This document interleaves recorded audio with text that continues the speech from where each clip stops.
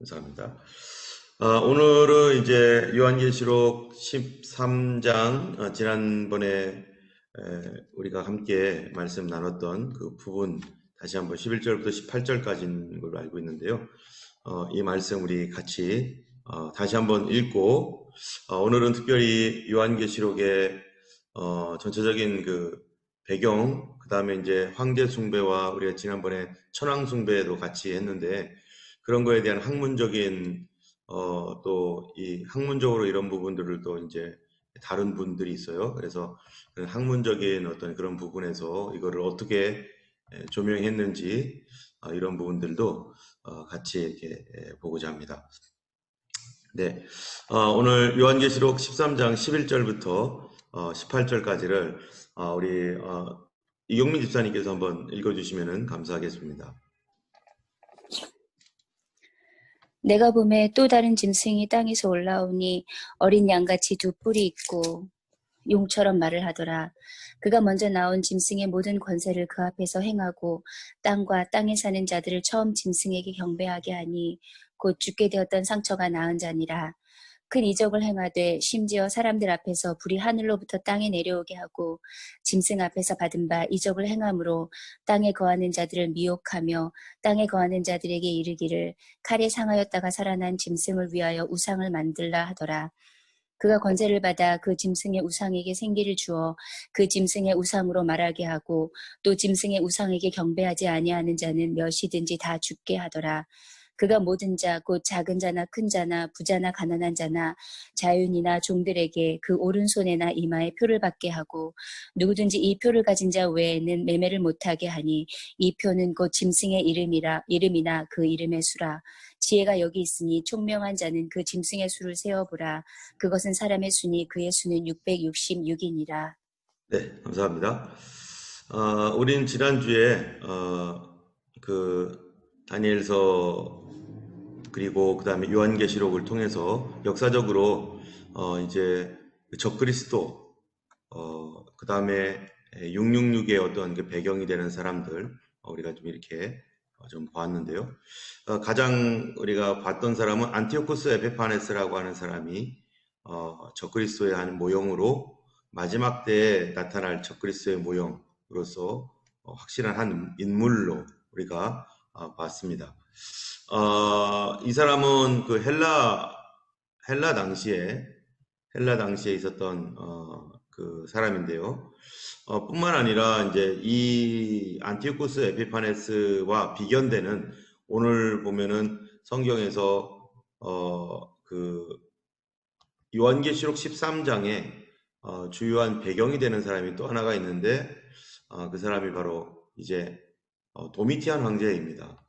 이 도미티아누스 황제라고 하는 이 사람이 이제 많은 성도들을 어렵게 하고 또 실제적으로 이 요한계시록 13장에 아주 역사적으로 아주 중요한 배경이 되는 사람이에요.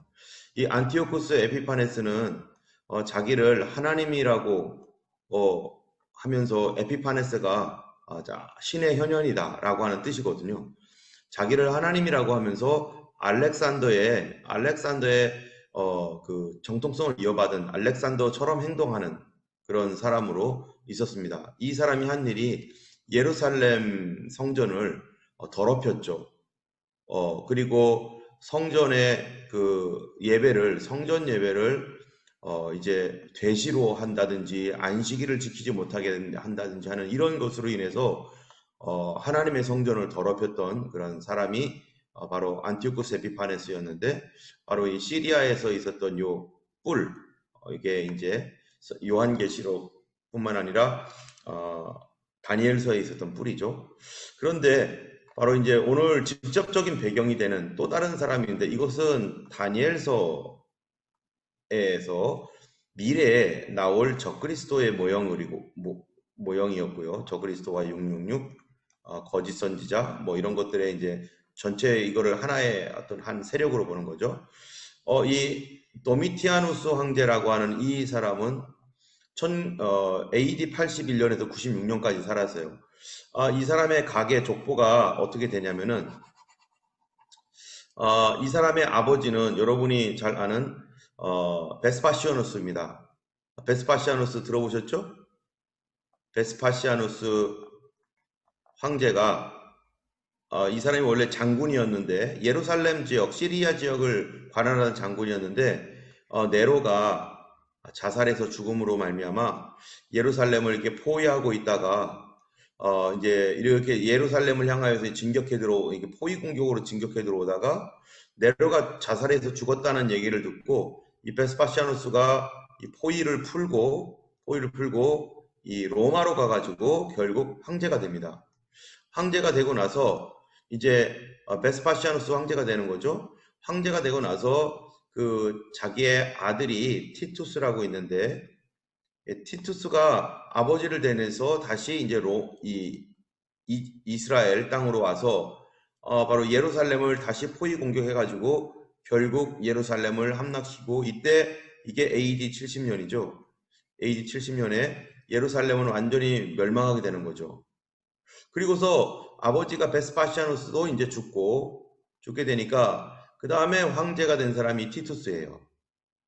근데 이 티투스 황제는 황제가 되고 나서 얼마 후에 그만 이 사람도 죽습니다. 그런데 이 티투스의 형제가 바로 도미티안이에요. 그러니까 이 티투스의 동생이죠. 동생이 도미티안인데 이 도미티안이 이제 형을 이어서 이제 그 황제가 되는 거죠. 근데 아버지는 베스파시아누스, 아들도 그 큰 형도 다 장군이었는데 장군 출신인데 이 도미티아는 장군 출신이 아니에요.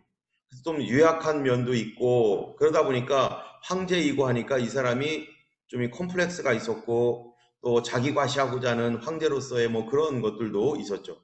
어쨌든 이 사람이 결국에는 기독교를 너무너무 박해하고 많은 그리스도인들을 죽이는 바로 81년에서 96년이니까 여러분 이 요한계시록이 언제 쓰여졌다라고 보냐면은 바로 이 90년에서 92, 93년 요 사이에 요한계시록에 쓰여졌다라고 보고 있어요. 그러면은 바로 이 도미티안 황제가 아주 극성적으로 크리스찬들을 박해하고 죽일 때 바로 그때 누가 유배를 갑니까? 이 사도 요한이 반모섬으로 유배를 가는데 바로 황제 숭배를 하지 않기 때문에 반모섬으로 유배를 가서 거기서 하나님께서 이 사도 요한에게 마지막 때에 일어날 요한계시록 메시지를 그때 주는 것이죠. 그래서 오늘 말씀은 이제 이 도미티안 황제가 어떻게 치세를 했고 또 그와 지난번에 우리가 같이 봤던 이 일본의 천황 숭배 이거를 한번 비교하는 학자가 있어요. 그래서 이 사람의 비교와 또 기타 내용들을 함께 보려고 합니다. 로마 제국과 일제 통치자 숭배 비교 연구라고 해서요. 이 전남대학교 최혜영 교수님인데 이분이 쓴 논문을 제가 어느 정도 좀 이렇게 많이 참고를 해서 오늘 같이 말씀을 나누려고 하고요. 두 번째로는 이 정락원 목사님이라는 목사님이 666 짐승의 표라고 하는 요 내용으로 아주 우리에게 유익할 것 같아서 이분 것을 좀 참고를 해서 우리가 이 시간에 같이 이제 666 그다음에 두 뿔 가진 그 어린 양 같은 짐승에 관해서 우리가 말씀을 나누고자 합니다. 먼저 로마 제국과 일제 통치자 숭배 비교 이거를 우리가 보는 이유가 뭐냐면은 앞으로 미래에 분명히 그 세계를 다스리고자 하는 적그리스도가 전 세계적인 거죠. 전 세계적. 이때는 로마, 뭐 일본 여기는 부분적이었는데 이제는 마지막 때는요 전 세계적이라는 거예요. 글로벌이라고 하네요. 글로벌. 맞나 이게 스페링이 맞나요? 글로벌이기 때문에 전 세계적인 적그리스도. 그렇다면 전 세계에 이 일제와 로마 시대는 하나의 샘플이 되는 겁니다. 어떤 식으로 이 사람들이 왜 황제를 숭배시키고 왜 천황을 숭배시키고 또 앞으로 미래의 적그리스도는 전 세계를 상대로 무슨 일을 할 것인가를 우리가 역사를 통해서 우리가 알아야 되고 그러면은 우리가 훨씬 더 이해가 빠르기 때문에 우리가 어느 날 갑자기 적그리스도가 뚝 나타나가지고 뭔가를 막 하고 막 그러는 게 아니라 이 역사적 과정 안에서 우리가 역사를 알아야지만이 이게 어떻게 되는지 우리가 좀 더 분명하게 명확하게 알 수 있기 때문에 그렇습니다. 자, 그러면은 지금부터 한번 가보겠습니다. 로마 황제 숭배와 일본 천황 숭배인데요. 특별히 우리가 먼저 알아야 될 것은 고대의 신 개념이에요. 우리는 신, 이 한자로는 이렇게 쓰고 헬라어로 theos라고 쓰고 영어로 theos라고 씁니다. 또는 가시라고 하죠. 헬라 히브리어로는 엘 이렇게만 합니다. 엘. 그런데 오늘날 우리가 생각하는 신, 하나님이라는 것과 과거 이 고대 로마 사람들이 생각하는 하나님은 좀 달라요. 우리 기독교에서 말하고 있는 하나님과 다른 이방 종교 또는 로마 시대 때 말하고 있는 신이라고 하는 하나님과 여기서는 가시라고 하겠죠? 갓은 개념이 좀 다릅니다. 우리는 전지전능하고 온 천지를 만드신 분, 그분이 우리 하나님이죠. 그래서 우리가 데오스라고 한다면은 우리가 이 데오스라는 말에서 theology, 이 신학이라는 말이 여기서 나왔거든요. 데오스라는 말에서 신학이라는 말이 나왔는데 여기서 이 사람들이 생각하는 고대 시대 때의 사람들 이 생각하는 신은 전능하고 전지한 신이 아니에요. 그 신은 판타로스라는 사람, 이 사람이 판타로스인데 이 판타로스라는 사람이 그 당시에 신의 정의 어떠냐면은 인간과 신은 모두 한 어머니로부터 숨쉬고 나왔지만 힘의 차이가 둘 사이를 갈랐다. 이렇게 얘기를 해요. 그러면은 여러분 고대 신들을 우리가 한번 생각해 보세요. 이 제우스, 그다음에 주피터, 또 누가 있어요? 뭐 헤르메데스, 뭐 이런 그 신들이 그 고대 로마 그리스 신화에 나오는 신들을 보면은 신들이 인간보다 인격이 뛰어납니까? 그 사람들도 다 시기, 질투, 심지어 외도까지 하는 아주 인간과 똑같은 신이에요. 그 얘기는 뭐냐면은 결국 이런 로마와 그리스 신화의 신들은 사람들 마음속에 있는 탐욕이 만들어내는 그거를 신격화한 하나의 그런 신이라는 인간이 만든 신이기 때문에 그런 거죠. 신들도 그럴 거라고 생각을 하는 거죠. 어쨌든 이러한 신들은 탐욕적이고 아주 나빠요. 못된 신들이에요. 별로 그렇게 뭐 거룩하거나 뭐 이런 게 없어요. 참고 용서 이런 것도 없어요. 그런데 그러면 이런 것들이 주피터, 뭐 제우스 이런 것들이 왜 신인가? 사람들은 그때 힘이에요, 힘. 제우스, 우리가 어떻게 감당할 수 없는 그 신화에 보면은 엄청나게 인간보다 강하잖아요. 주피터, 헤르메데스 뭐 이런 신들이 엄청나게 강해요. 그래서 인간보다 인격적으로 훌륭하고 뛰어난 뭐 그런 게 아니라 힘 때문에 인간보다 더 뛰어난 초능력을 갖고 있는 존재. 그런 보통 평범한 사람보다 더 뛰어난 힘을 가지고 있으면은 이 사람들의 생각 속에서는 그게 신이 되는 거예요. 자, 그래서 여기 보면은 고대 사회에서의 신의 중요한 속성, 힘과 권력이다. 자, 여기서 힘이라고만 뿐만 한 게 아니라 권력이라는 말도 썼어요. 권력은 이게 뭐에 관한 겁니까? 이게 이 조직이죠. 그 다음에 이게 정치적이라는 거예요. 정치적, 군사적.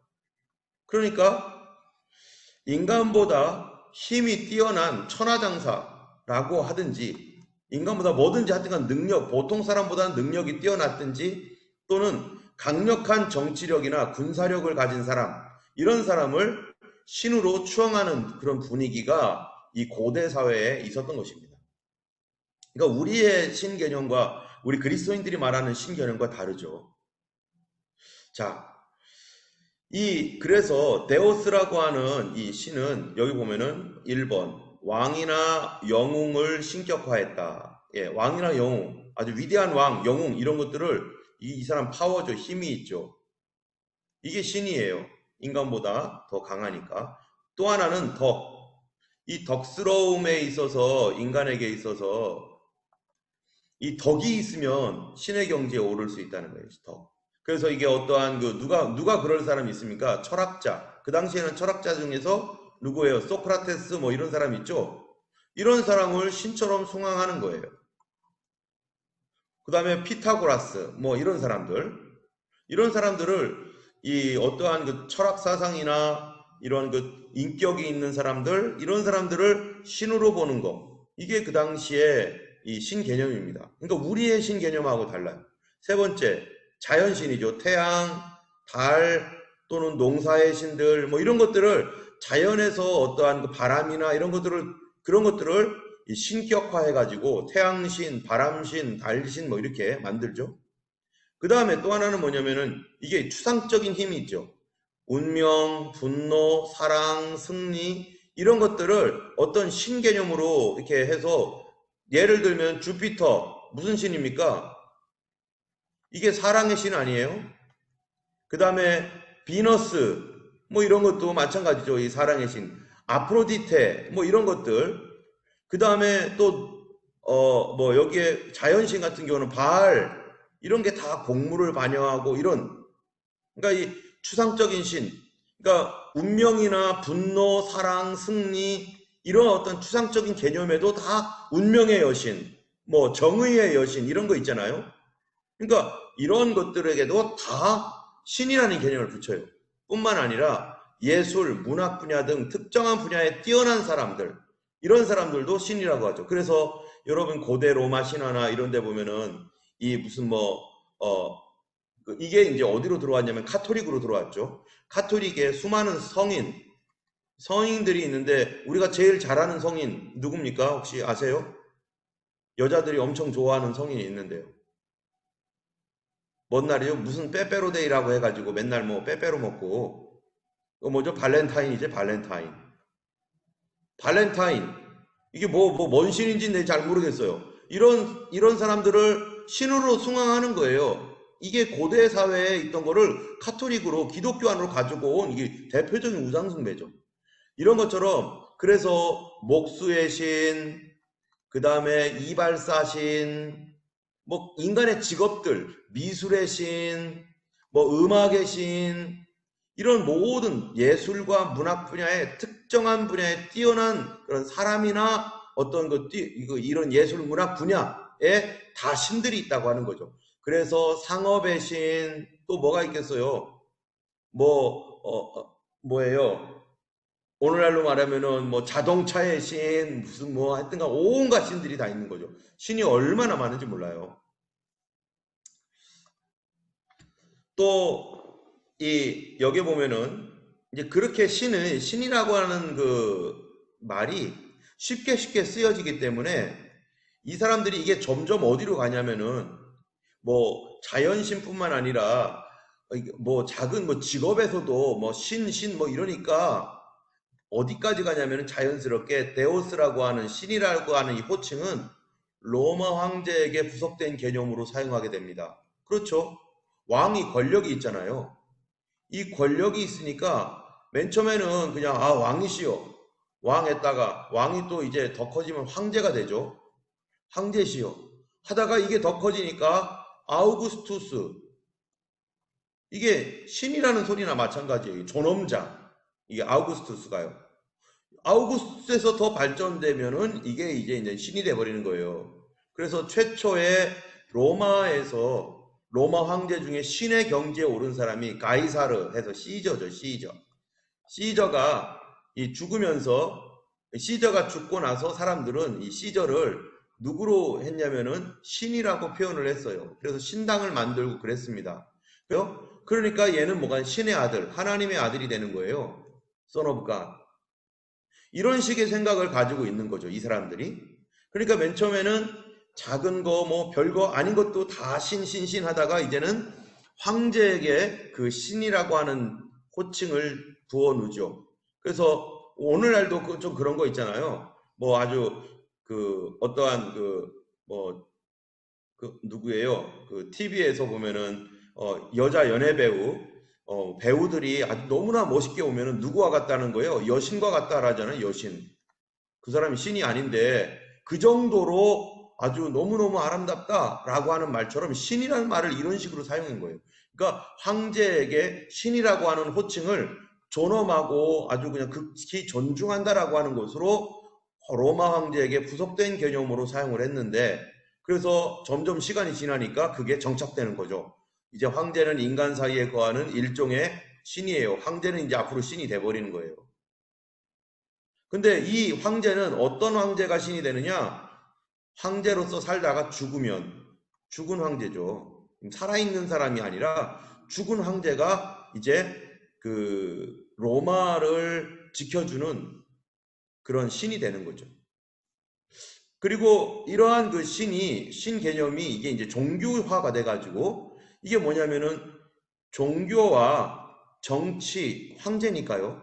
종교와 정치가 모두 권력과 연관되어 사회를 유지시키다 보니까 종교, 정치가 서로 맞물려서 돌아가는 사회가 바로 어떤 사회인가?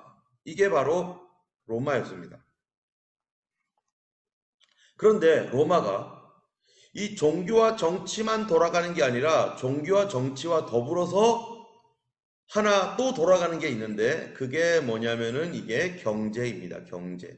이따가 어떻게 돌아가는지 이따가 설명을 하는데요. 이 경제가 666이라고 하는 이마의 손과 이마의 표를 받는다라고 하는 그 말과 어떻게 연결되는지가 이제 좀 이따가 설명을 하겠습니다.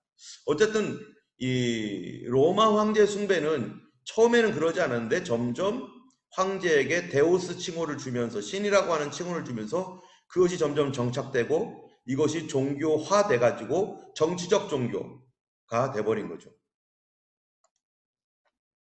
이제 일본은 어떠냐 하면은요. 일본의 신 개념은 이 가미라고 이렇게 말합니다. 일본도 비슷해요. 일본도 신 하면은요. 뭐 전지전능한 뭐 이런 어떤 천지를 만드신 그런 우리 하나님과 같은 천지를 만드신 그런 하나님이 아니라 그냥 자연신 뭐 이런 것들이죠. 여기에 보면은 자연현상, 자연물, 신화적인 인물과 조상, 뭐 선악, 귀천, 대소, 초월 여부와 상관없이 삼라만상 가운데 위력을 나타낼 수 있는 신. 이게 바로 이제 힘이 있으면 신이 되는 거죠, 여기도. 그래서 수목신, 여우기신, 산신, 조상신, 국왕신, 일본 민족 전통과 관련된 그러한 이 일본에게 어떠한 영향을 미친 그러한 인들. 그래서 야스쿠니 신사에 이 일본의 어떤 전쟁 전범들, 전쟁 범죄자, 우리들한테는 전쟁 전범이지만 자기들한테는 일본을 강력하게 만들었던 사람이에요. 그러니까 이런 사람들을 영웅시해 가지고 바로 가미가제 특공대라든지 이런 사람들을요 다 야스쿠니 신사에다가 갖다 놓고 신이라고 거기다가 해고서 막 절하고 난리를 치는 거죠. 지금도 뭐예요? 일본에는 수억의 신이 있잖아요. 그 다음에 또 힌두교의 인도에도 뭐 8억의 신이라는 얼마나 엄청난 신들이 있고, 그러니까 이 신들이요 아주 아무것도 아닌 것도 신이에요. 그래서 이 원시신, 자연신, 인간신 해가지고요 국가의 공로로 순국을 했다든지 일본에 공헌한 사람들 다 야스쿠니 신사에 가서 그 사람들 신 됐고, 우리도 조상신 있잖아요. 그래서 우리 할아버지 할머니가 우리에게 화복을 준다 돌아가신 분이 그런 신 개념, 그런 식으로, 그러니까 가정의 신 뭐 이런 식이죠. 그래서 국가에는 국가신이 있는데 그게 누구냐면 바로 황제라는 거죠. 일본에는 천황이고 얘들이 다 신이라는 거예요.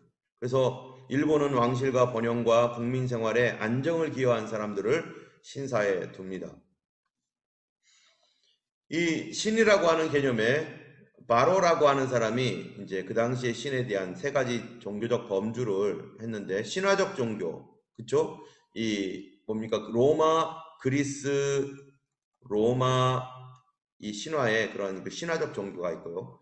자연적 종교, 이거는 우리나라도 뭐 얼마든지 있죠? 그래서 달신, 태양신, 뭐 별신, 뭐 이런 것들. 요게 중요해요, 요게, 그 다음 게. 요게 시민적 종교, 세올로기아 시빌 해가지고 시민적 종교인데, 이거는 바로 자기 나라에 국위를 선양했다든지, 영웅이라든지, 전쟁 영웅이라든지, 이런 사람들을 신으로 만들고 왕이나 황제를 신으로 만드는 거예요. 그래서 시민적 종교가 국가 목적을 위해서 가장 잘 어울리는 종교. 그러니까 국가가 있으면 국가를 하나로 모으는 거예요. 하나. 국가를 하나로 모으기 위해서 뭐가 제일 좋은가? 그 나라의 왕 또는 황제 이런 사람들이 신이 되면 뭐가 되느냐? 이 종교도 되고 플러스 정치도 되는 거죠. 그래서 종교와 정치를 하나로 어떻게든지 묶어서 가려고 하는 것이 이 과거에 로마와 일본이 했던 일입니다. 앞으로 주님 오실 때가 되면 마지막 시대가 뭐가 되느냐? 어쨌든 종교와 정치를 굉장히 가깝게 하는데 이 적그리스도를 자기가 신이라고 말할 때 이 신 개념이 뭐 천지를 창조하고 우주를 창조한 그런 하나님 개념이 아니라 존경스러운 인물로 표현을 하면서 슬쩍 신의 개념으로 높여놓습니다. 그러니까 우리가 볼 때는 저 사람이 신이야 하면은 아무도 그 사람을 처음부터 신이라고 인정을 안 하죠. 그런데 신이 아니라 처음에는 그냥 국가적으로 유명한 사람, 영웅 이렇게 했다가 이 영웅이 뭐가 되는 거예요? 신이 되는 거죠. 어쩌면은 앞으로 이 마지막 시대에 이 세계적인 영웅이 나올지도 모르죠. 이 세계적인 영웅이 태어나면 이 영웅에게 자꾸 사람들이 좋은 호칭을 붙여주겠다고 하다가 신과 같아요. 뭐 이러다가 나중에는 이제 신 숭배로 가겠죠. 자, 일본 같은 경우에 이 시민적 종교, 일본 같은 경우에 이 시민적 종교가 있는데요.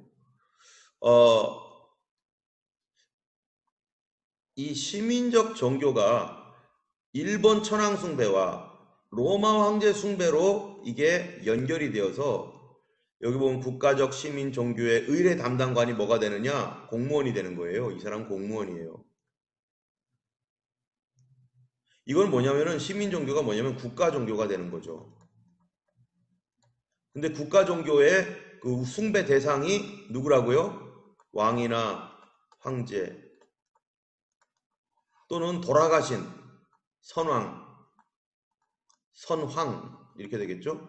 돌아가신 황제, 선황 이런 것들이 이제 이 시민적 종교, 국가적 종교로 자리 잡으면서 이거를 종교라고 해야 할지 아닐지 이게 이제 헷갈려지는 거죠. 자, 여기 이제 일본이 이러한 것들에서 자기들이 이제 그 판결을 내기도 하고 과연 자기들도 스스로 우리 국가 신도라고 하는 자기 나라의 황제들, 이 황제를 과연 종교로 인정해야 되는 황제 숭배를 종교로 인정해야 될 것인가 아니면 국민 의례 정도로 하는 그러한 정도로 해야 될 것인가에 대해서 이 사람들도 판단이 왔다 갔다 하고 그랬었습니다. 어쨌든 로마 황제와 천황 숭배가 과연 종교인가 정치인가라고 하는 말에 학자들은 이걸 종교를 가장한 통치술이다. 그러니까 정치다라는 거예요. 종교를 가장한 통치술, 정치라는 거죠. 그런데 모든 종교적 요소를 다 가지고 있어요. 정치 이데올로기와 공동체 통합의 사회적 종교 원리. 그러니까 다시 말하면은 온 국민을 황제라고 하는 것을 중심으로 하나로 뭉치게 하는 정치적 통치 원리예요. 앞으로 마지막 때에 우리가 봐야 될 적그리스도라는 것이 막 신의 능력을 가지고 막 뭔가를 하고 막 대단하게 혹시 뭐 그렇게 올지도 모르겠지만 기초적으로는 그렇게 오지 않고 오히려 하나의 정치인으로 유명한 정치인으로 와서 그 사람에 대한 그 사람이 했던 업적이나 이런 것들을 굉장히 많이 선전을 하면서 그 사람에게 존경을 표하라. 그러면서 점점 서서히 이 사람을 신격화하는 다시 말하면은 신은 아닌데 신처럼 호칭을 부르고 그렇게 해주겠죠. 이 키라고 하는 사람, A 키라는 사람은 이 로마와 일본의 그러한 그 황제 숭배 이런 거를 종교의 가면을 쓴 정치적 이데올로기다. 그래서 이거는 정치라고 이렇게 얘기를 해요. 프리스도 황제 숭배는 종교적인 현상이면서도 정치적 충성의 표시다. 그래서 앞으로 세계가 글로벌이 되면은 이제 오늘날 글로벌을 반대하는 사람 있잖아요. 지난주에도 얘기했죠. 글로벌을 찬성하는 사람이 있고 글로벌 해야 된다. 이 글로벌화를 만들려고 하는 목적이 뭐냐면은 세상을 하나로 만들어서 통치하려고 하는 그러한 그 사람들의 속셈이 있는 거거든요. 그래서 이 글로벌화 되도록 뭐를 이용하냐면은 언론을 엄청나게 이용할 겁니다. 언론을 지금도 그렇게 하고 있죠. 언론을 이용해서 우리는 마치 글로벌을 안 하면은 온 세계에 뒤처지고 우리는 망하는 것처럼 세상에 여론을 조장을 해서 글로벌로 갑니다. 그런데 이 글로벌에 대하여 반대하는 사람들, 이 사람은 세계화를 반대하는 사람들, 이 사람들은 전 세계적으로 그리스도인들이 제일 많겠죠. 이런 사람들을 탄압하고 이 사람들은 뭐예요? 그 이 반세계화, 반인륜적이다 이런 식으로 해서 극단적 뭐 이런 식으로 매도를 해버릴 가능성이 대단히 높습니다.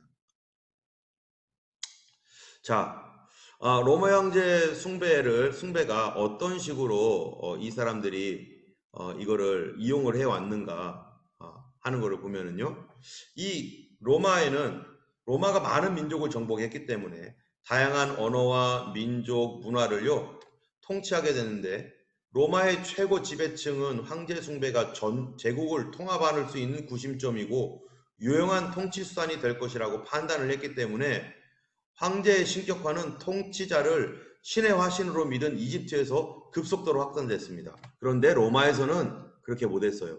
다시 말하면은 이집트에서는요, 클레오파트라 뭐 이런 사람들이 있었던 이집트는 왕은 곧 신이에요. 우리가 바로 있잖아요, 바로. 바로는 곧 뭡니까? 태양신이잖아요. 그러니까 이 사람들이 이렇게 믿었어요, 이집트에는. 아예 처음부터. 그러니까 로마가 이집트를 정복하니까 이집트 쪽에 있는 사람들은 다 뭐를 생각하냐면은 황제는 신이다. 뭐 이렇게 생각하는 거죠. 그런데 이 로마 자체 안에서는 그렇지는 않았었어요. 그래서 황제를 이원적으로 둘로 나눠서 했는데 황제의 조상들 그런 사람들을 신으로 취하다가 점차 로마 황제는 신적인 능력을 갖춘 것으로 점점점 부각시켜 놓고 황제가 신인 것처럼 존경을 표하는 말들을 쭉 하면서 돌아가신 분들에 대하여 그렇게 신격화를 하는 거죠. 그래서 우리 베스파시아누스 있잖아요. 아까 읽었던 베스파시아누스에 대한 얘기가 뭐가 있냐면 어떤 사람이 꿈속에서 어떠한 신이 나타나가지고 그랬다는 거예요. 베스파시아누스 너희들 돌아가신 베스파시아누스에게 너희들 기도해라. 기도해서 이 사람이 병이 걸렸는데 기도하면은 병 나을 것이다. 이렇게 얘기를 해가지고 그 사람이 베스파시아누스 황제 신에게 기도했다는 거예요. 이 사람도 황제인데 사람이잖아요. 근데 그 사람이 기도했고 나았다는 겁니다. 그래서 베스파시아누스는 치료의 신, 뭐 이런 식으로. 하드리안, 뭐 이런 사람들 다 국가적 영웅이잖아요. 이런 것들을 신이라고 해가지고 점점 가면서 로마가 황제신을 믿는 나라가 되면서 국가적 통일을 이루는 거죠. 국가의 정신 통일. 그렇게 하면은 로마 황실은 영원히 가겠죠. 일본 천황 숭배에 대해서도 사람들이 헷갈려 해요. 이게 종교인지 정치인지. 그래서 1882년에는 이제 국가시 또는 종교가 아니다라고 자기들이 판결해 놓고 또 이 1901년에는 종교다라고 판결해 놓고 또 1915년은 종교가 아니다 판결해 놓고 왔다리 갔다리 하는 거죠. 다케모토라는 사람이 신도 사당은 국교이자 참된 종교다 뭐 이렇게 막 얘기하고 자, 또 폴턴이라고 하는 사람은 이 신사가 종교가 아니라고 하는 것은 일본의 기만이다.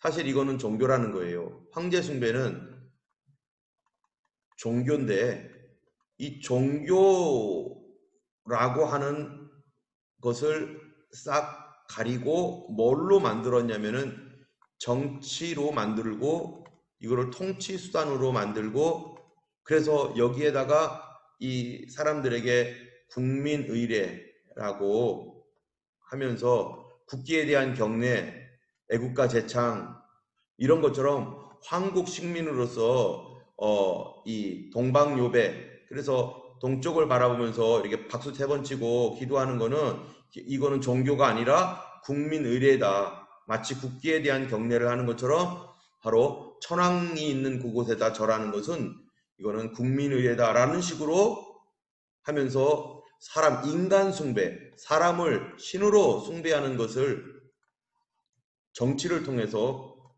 기정사실화한 것이 일본의 천황 숭배입니다. 자, 클라크라고 하는 선교사도 일본은 이게 종교가 아니라고 하는데 일반 대중은 다 종교라고 생각한다. 이렇게 얘기를 하고 있는 거고요. 둘 다 정치적 목적 때문에 종교 형태로 변형합니다. 자, 이제 마지막 시대에 적그리스도와 666이라고 하는 이 거짓 선지자들이 어떻게 할 것 같아요? 이게 이 정치적 목적을 위해서 이게 종교적 형태로 발전을 할 거라는 얘기죠. 그래서 정치적 목적이 뭡니까? 세계 통합이죠. 세계를 하나로 뭉치기 위한 세계 통합을 위해서 우리는 소위 이걸 원 월드 오더라고 합니다. 원 월드 오더 세계 통합을 위해서 근데 원 월드 오더를 하려면은 반드시 해야 될 게 뭐냐면은 뉴 월드 오더예요. 뉴 월드 오더는 뭡니까? 이 뉴 월드 오더와 반대되는 게 올드 월드 오더예요. 그럼 올드 월드 오더가 뭐냐? 이 사람들이 정의하고 있는 올드 월드 오더는 이미 기존에 있었던 세계 질서, 기독교적이고 윤리적인 어떤 그 바탕을 가지고 있는 세계 질서 아래에서 세상이 지금까지 돌아왔는데 이제 새로운 세계 질서를 만들자. 이거는 기독교적인 유럽 사회가 세계 사회가 기독교적인 윤리 질서에서 벗어나서 우리 인간이 스스로 만든 윤리 도덕을 가지고 가자. 그래서 동성애 합법화 이게 그냥 나오는 게 아니에요.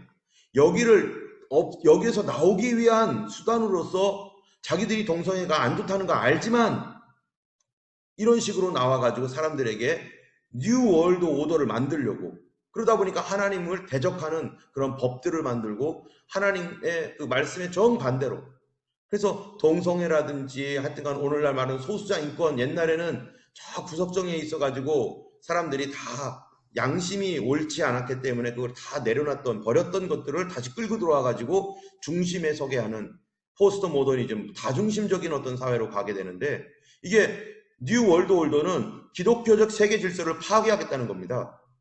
그래서 기독교적 세계 질서를 파괴하는데 누가 앞장서느냐? 안티크라이스트죠. 적그리스도가 이 일을 하는데 이 사람이 정치적 수완이 굉장히 좋은 사람이죠. 그런데 이 정치적 수완이 좋을 뿐만 아니라 이것을 전 세계를 하나로 통합하려다 보니까 어떻게 해야 되겠어요? 정신적인 통합이 일어나야 되지 않겠어요? 정신적으로. 그러려다 보니까 뭐를 하냐면은 황제 숭배와 같이 사람, 지도자를 숭배하는 것으로 서서히 사람들을 몰아가고 마치 김일성이가 이 아무런 업적도 없었던 이 김일성이가 북한 사회에서 유명한 사람이 되기 위해서 언론을 그렇게 통제해가지고 신격화해가지고 결국 김일성이가 신이 돼버리잖아요. 예, 이 신격화를 통해서 김일성은 지금 태양신입니다. 민족의 태양. 그래서 이런 식으로 앞으로 세계화가 되면은 점점 이런 쪽으로 몰고 갈 것이라는 것이 과거 역사를 통해서 우리가 이해하고 알 수 있는 그 내용인 거죠. 그래서 고대 로마 사회에서도요, 황제 숭배, 일본 국왕은 태양신이라고 이렇게 얘기하고요. 뭐 이거 자세한 거는 다음에 하고, 그다음에 이 사람이 바로 도미티안이라고 하는 사람인데 여기에 뭐 태양 같은 거 있잖아요. 다 이 자기를 다 태양이라고 생각하는 거예요. 우리가 태양이니까 태양 말 잘 들어 이러는 거죠. 여기도 이렇게 태양이죠. 태양 미트라신. 예. 이 로마 황제에 대하여 율리아누스는 황제는 최고신 태양의 지상 대리자다 이렇게 얘기를 하고 있고, 디온 크리스토모스 이런 사람들도 신이 대리자로서 통치한다 황제를 이렇게 해서 점점 뭐로 만드냐면은 한 사람을 신으로 신격화하는 겁니다. 신은 아닌데 신인 것처럼 점점 사람들에게 호칭을 높여주는 거죠. 자, 그러므로 말미암아서 그리스도인들이 박해를 받는데요. 왜냐하면은 그리스도인들은 오직 예수님만이 우리의 주님이시잖아요.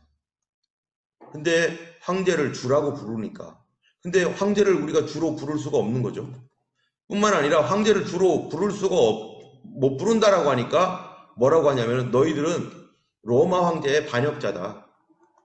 이 나라를 전복시키려고 하는 그러한 반애국주의자다라고 하는 낙인을 찍어가지고 기독교인들을 이제 전 세계에서 아주 이 간첩 또는 정부 전복하려고 하는 그런 불순 세력이라는 누명을 뒤집어 씌워가지고 기독교인을 없애는데요.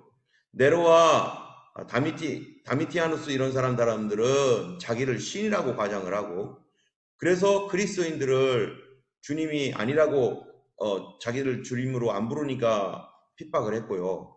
두 번째, 아우렐리우스. 여러분, 아우렐리우스가 누굽니까? 명상록 만든 사람 아니에요? 명상록. 이 사람의 왕이지만 전쟁터에서도 아주 마음을 평안하게 하는 명상록을 만드는 아주 유명한 사람인데, 이 사람이 기독교에 대해서는 엄청난 핍박을 가한 사람입니다. septimius, 이 사람은 군인 황제. 데키우스, 디오클레티아누스 이런 사람들은요, 다 전란의 위기나 전염병, 유행병, 뭐 이런 천재지변 이런 것이 있을 때 기독교인들 때문에 일어났다라고 하면서 기독교인들을 엄청 핍박했던 사람입니다. 이 디오클레티아누스 이런 사람들 같은 경우는 그때 당시에 지진이 일어나고 이러니까 바로 기독교인들이 있어서 우리 로마의 신들이 화가 나서 지진을 일으킨 거다. 기독교인들을 다 없애버려야 된다. 이러면서 엄청난 핍박을 가했습니다. 어쩌면은 앞으로의 어떠한 이러한 그 핍박들이 이와 비슷하게 일어날 수도 있죠. 자, 이제는 계시록과 666을 우리가 좀 보겠는데요. 우리가 이제 요한계시록을 볼 때 우리가 이런 생각을 해요. 요한계시록이 상징이냐 아니면 실제냐? 요한계시록이 영적인 것이냐 역사적인 것이냐? 이러한 어떤 그 사람들이 헷갈려하는 이런 부분들이 있습니다.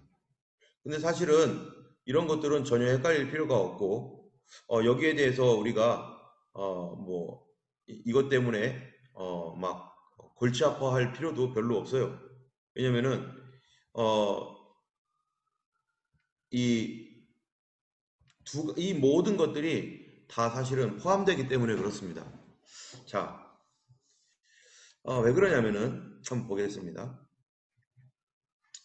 요한계시록 13장에는 두 마리의 짐승이 우리가 나오죠. 여기에 바다에서 올라온 짐승, 땅에서 올라온 짐승. 그런데요, 요한계시록 13장이 쓰여졌을 당시는 지금 어떤 황제 때인가 하면요, 도미티아누스 황제 때입니다. 도미티안 황제. 아까 81에서 96년까지 살았죠, 이 사람이.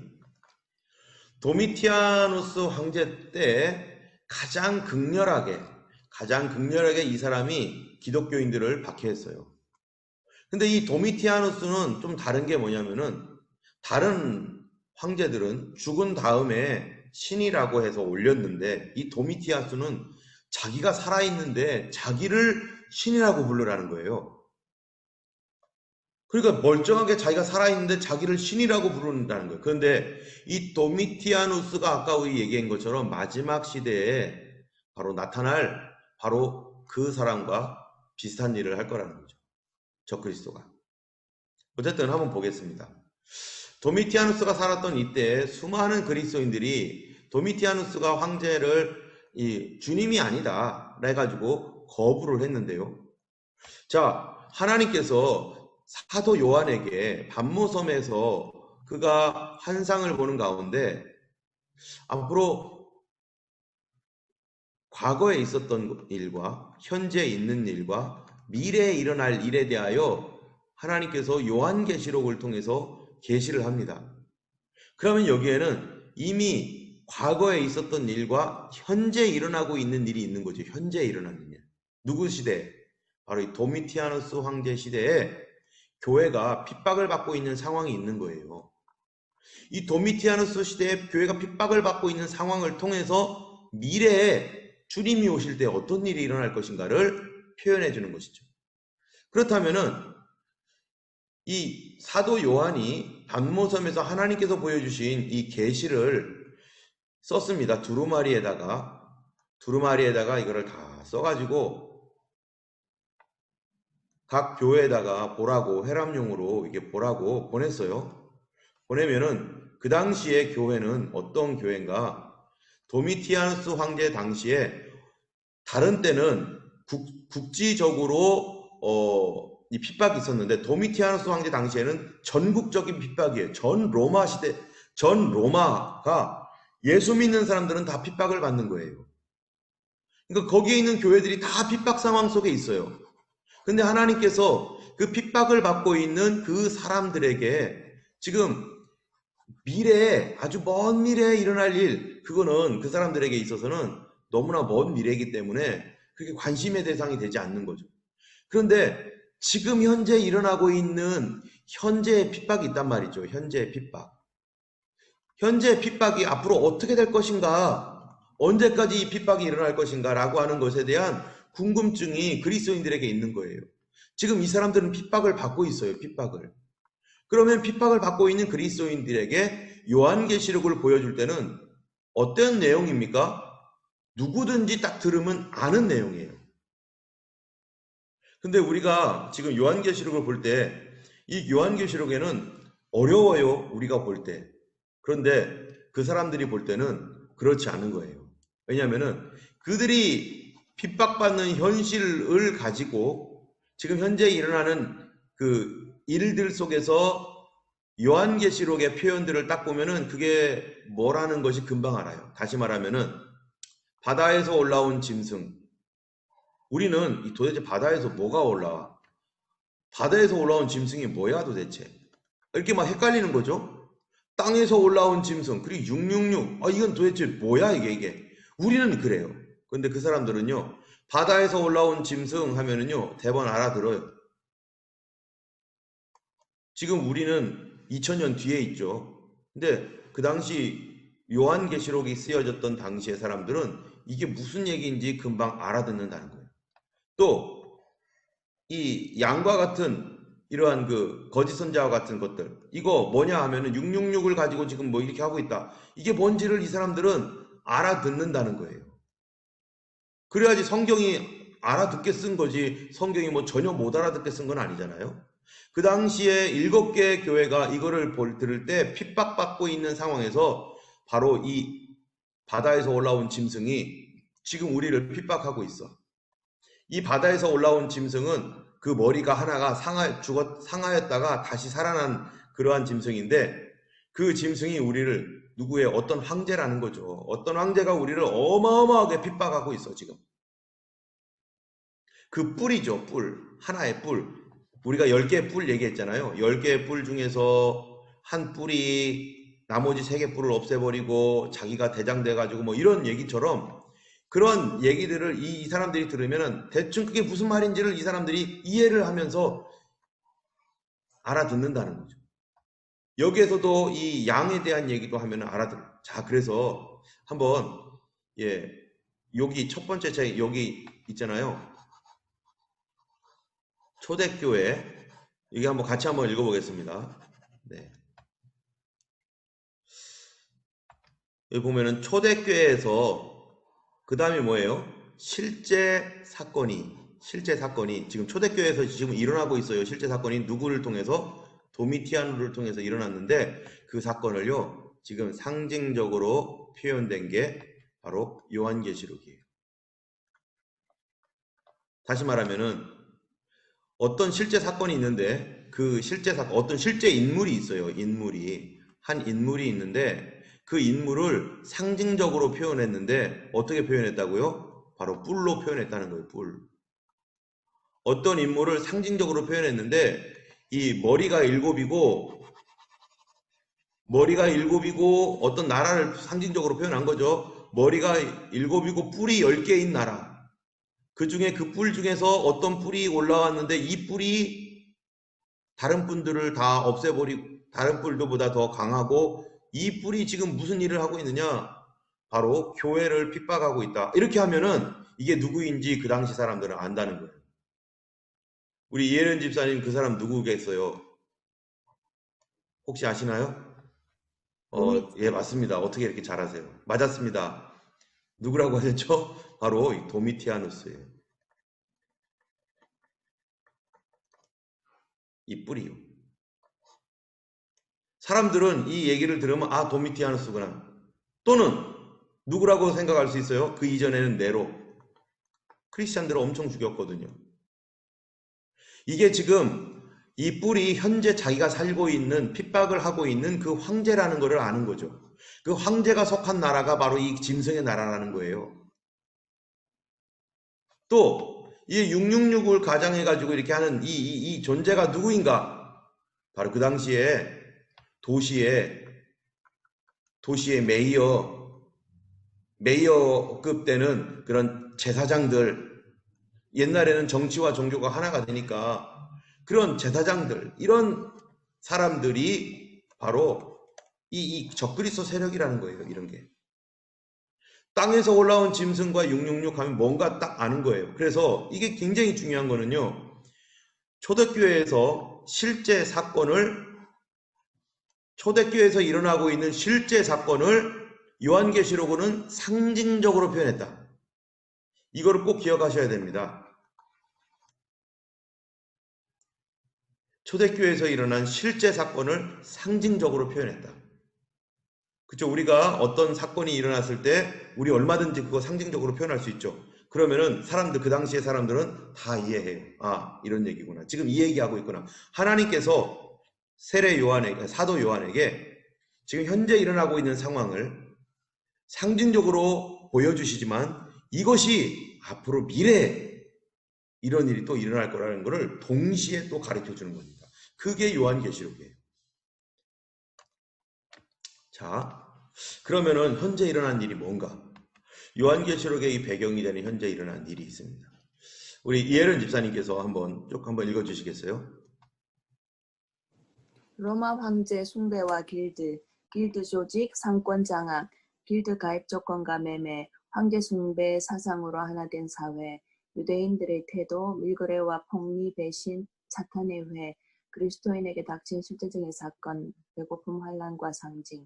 네, 이게 이 요한계시록 13장을 이해하는데 아주 중요한 내용들인데요. 한번 보면은 로마 황제를 숭배하는 데 있어서 황제 숭배가 지금 이 경쟁적으로 도시들이요 서로 로마 황제 숭배를 하려고 합니다. 왜냐하면은 이 로마 황제를 숭배한다고 해가지고 그 당시에는 황제 숭배가 뭐 별 대단한 것도 아니에요.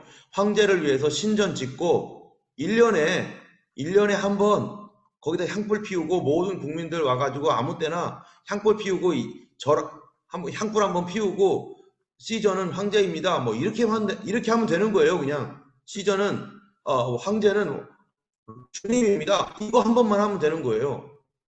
그런데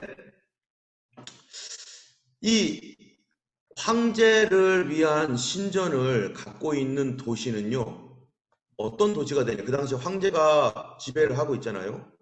그러면은 황제가 지배하는 이 세상에서 황제를 신처럼 신전을 만들어 놓고 그렇게 황제를 신격화하는 도시는 황제가 어떻게 보겠어요? 이 도시를 핍박하겠어요? 아니면 재정을 지원해 주겠어요?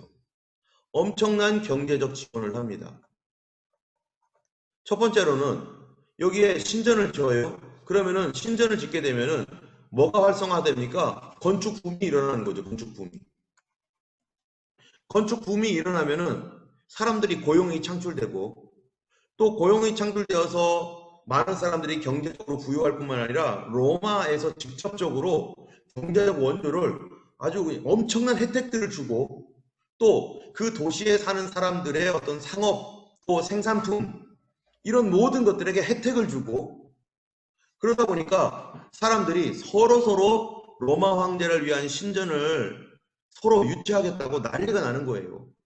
그 당시에 보면은 11개의 도시가 우리에게 황제 신전을 하게 해달라고 해가지고 다 서로 경쟁했는데 한 개의 도시가 뽑혔다는 거예요. 그 기록에 의하면 서머나라고 하는 거예요. 서머나. 여러분 서머나 교회 아시죠? 서머나가 뽑혀가지고 황제 숭배의 1등 도시가 됐어요. 서머나가. 나중에 좀 이따가 서머나 교회 얘기를 하겠지만은 자 황제 숭배를 하도록 해가지고 어떤 도시가 드디어 황제 숭배 도시가 됐어요. 그러면은 이 도시는 엄청난 경제적 지원을 받을 뿐만 아니라 상업이 발달합니다. 상업이. 그런데 이 상업이 발달하는 그 당시에는 뭐가 있었냐면은 노동조합과 같은 길드가 있었어요. 이게 노동조합이죠. 오늘날로 말하면은.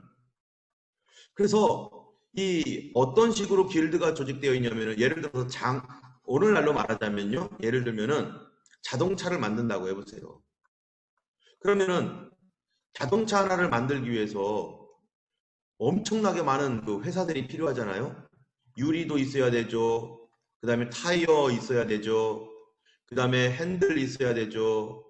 그 다음에 헤드라이트 있죠. 막 이런 것들을 부품들을 쫙 하는데 자동차 하나 만들기 위해서 공장이 엄청 돌아가는데 이 공장들의 유리, 타이어, 핸들, 헤드, 자동차 이런 사람들이요.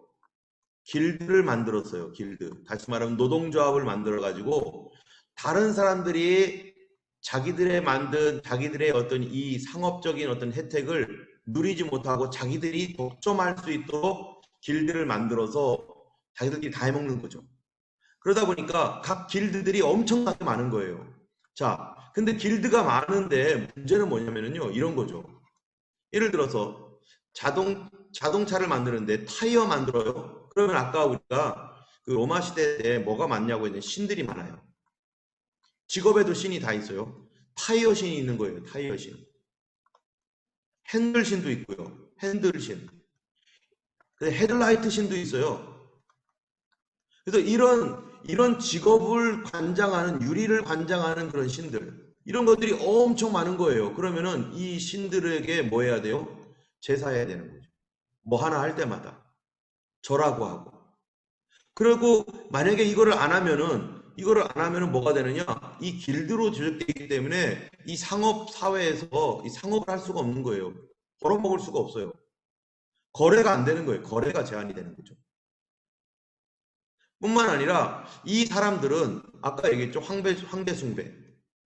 황제 숭배는 그들이 말만 하면 되는 거죠. 형식적으로 황제는 신이십니다. 이거 다 이 사람들에게 수많은 신을 섬기는데 그 중에 황제 하나 더 섬기는 거 무슨 문제입니까?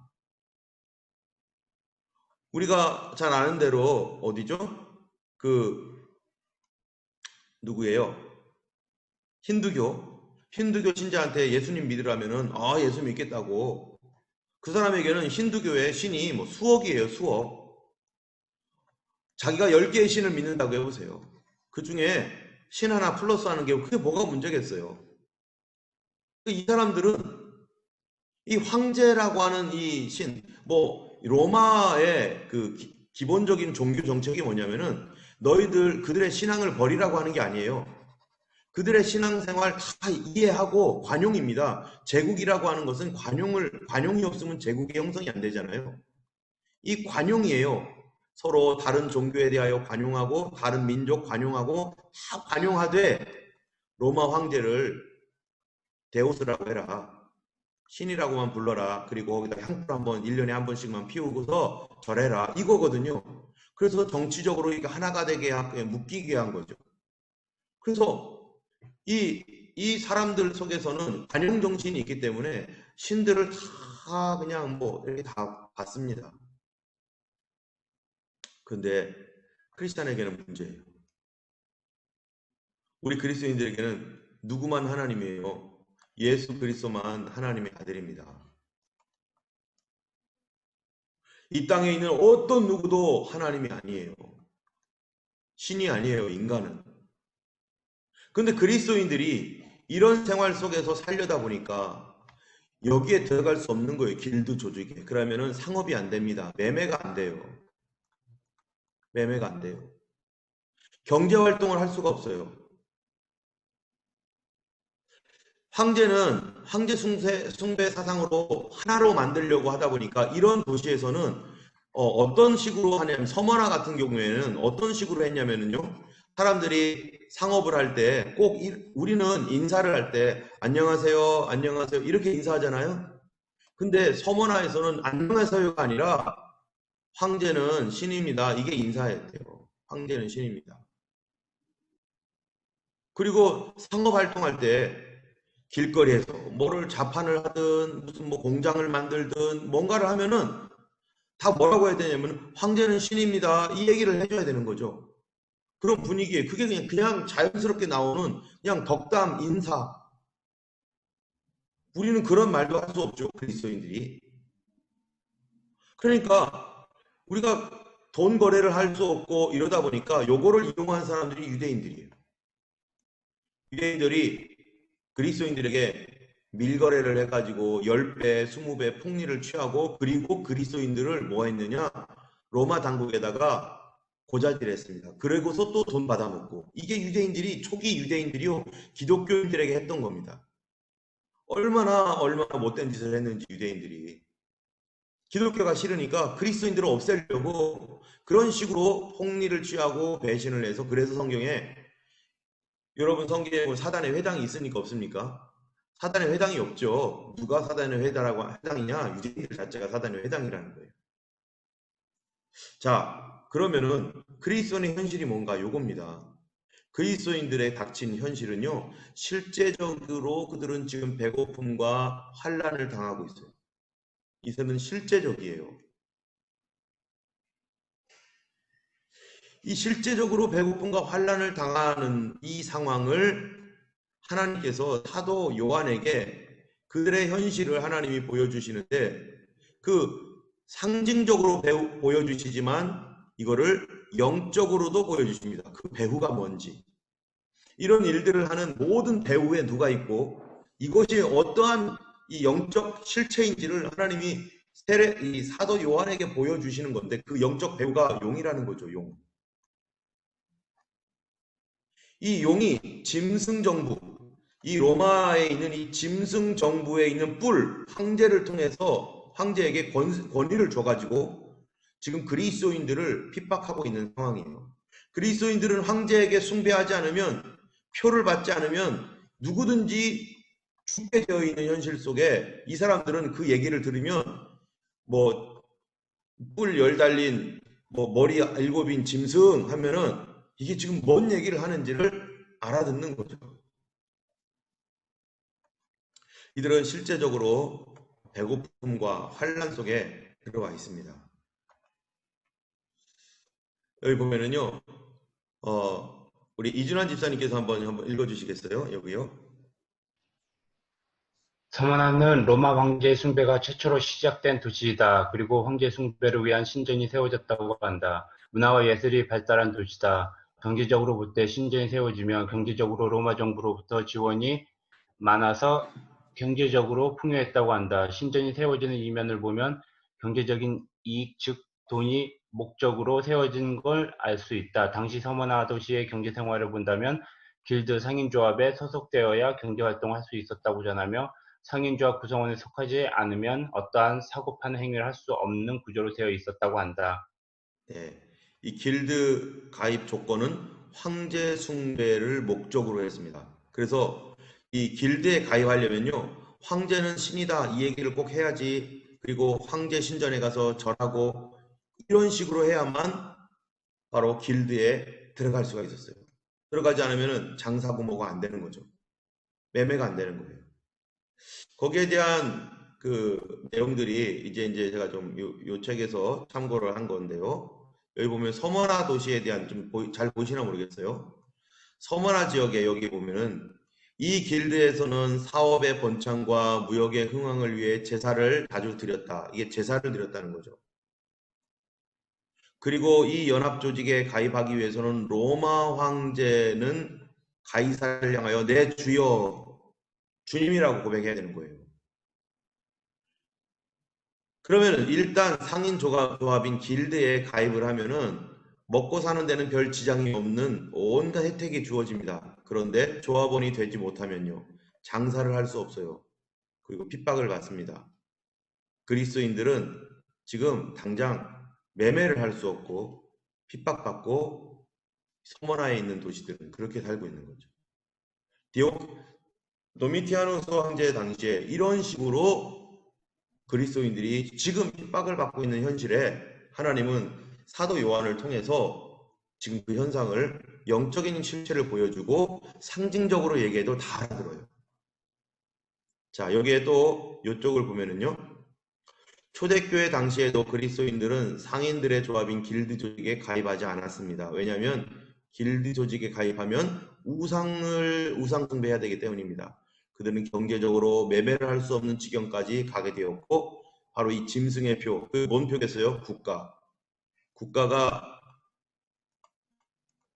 황제를 숭배했다는 표를 주는 거죠. 이 짐승의 표를 받지 않고서는 은행에서 퇴출된다는 거예요. 이 북한하고 작은 거래하면 북한 은행들 국제금융에서 퇴출 뭐 이렇게 돼 있죠. 자금에서 퇴출되는 은행권에서 퇴출되면은 은행 망하는 거죠. 끝나는 거죠. 그리스도인들이 경제에서 퇴출당하면은 못 사는 거죠. 여기 보면 허우익이라고 하는 이 교수님 거를 제가 좀 가지고 왔는데요.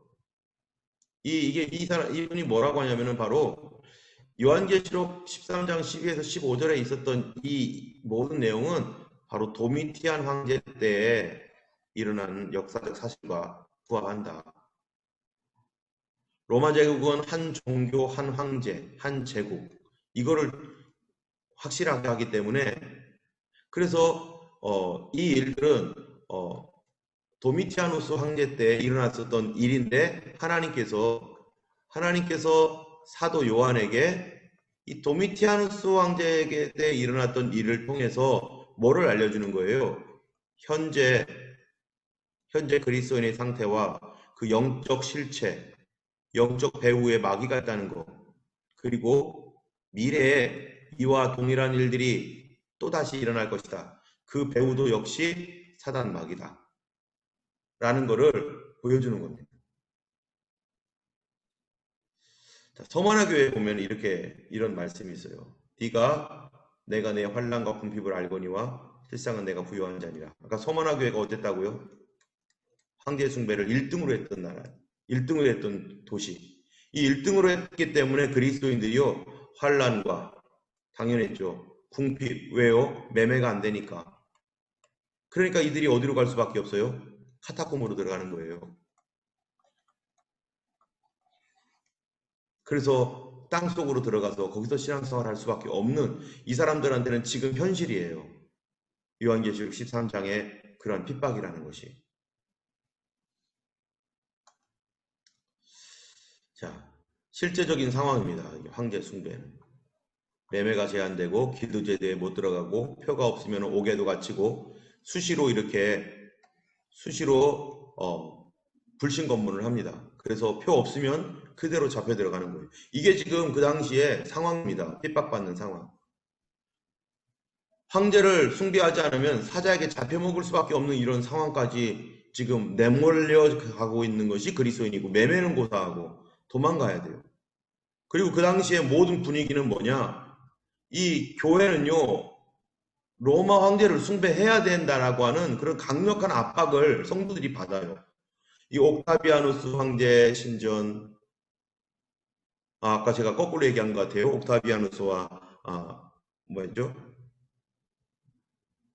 안토니우스가 참 거꾸로죠.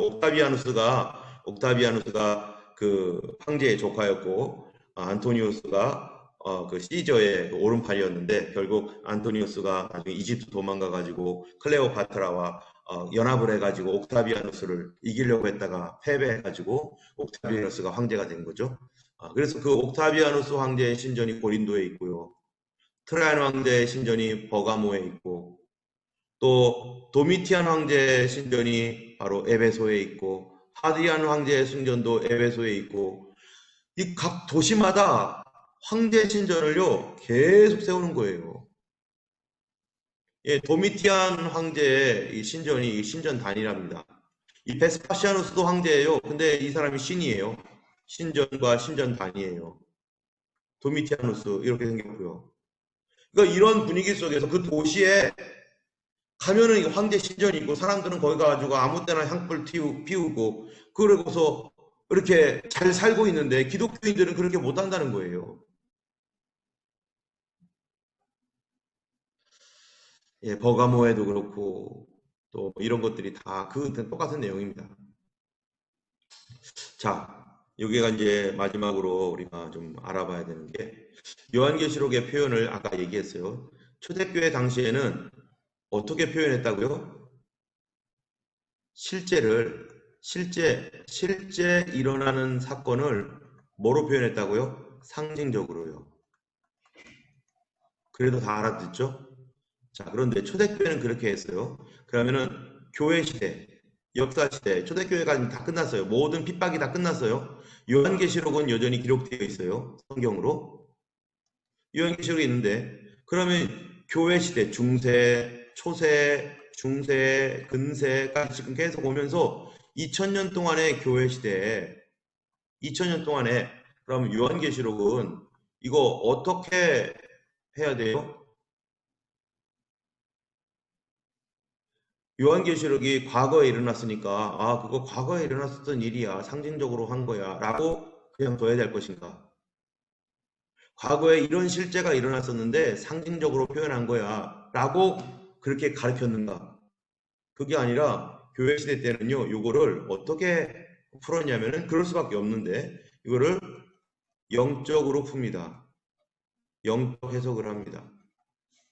자, 그러면은 초대교회 때는 상징적 해석을 하고, 그럼 상징적 해석을 하다 보면은 이런 뜻이야 이런 뜻이야 이렇게 그 사람들은 다 알아요. 우리만 헷갈리는 거지. 상징적으로 실제를 상징적으로 표현하니까 다 알고. 근데 교회 시대, 역사 시대는 이 상징적으로 표현한 거를 성경에 마귀가 나오고 이러니까 이거를 영적으로 해석을 해요. 그러면 여러분, 영적 해석이라는 게 무슨 뜻입니까?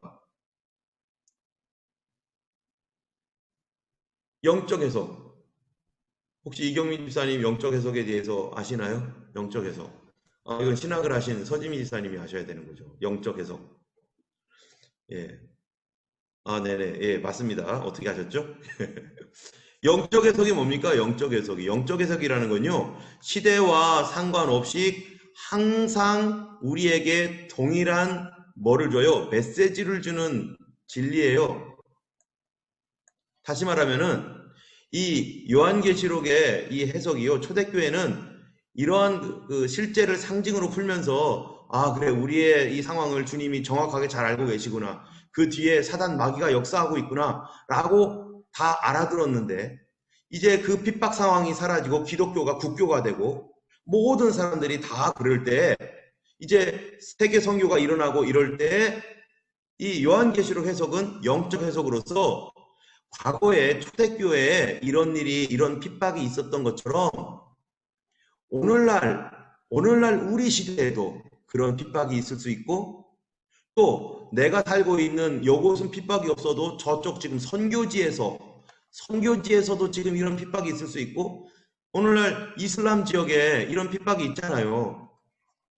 그리스도인들을 막 잡아 가두고 죽이고, 이런 것들은 시대와 상관없이 언제든지 일어날 수 있습니다. 이게 영적 해석이죠.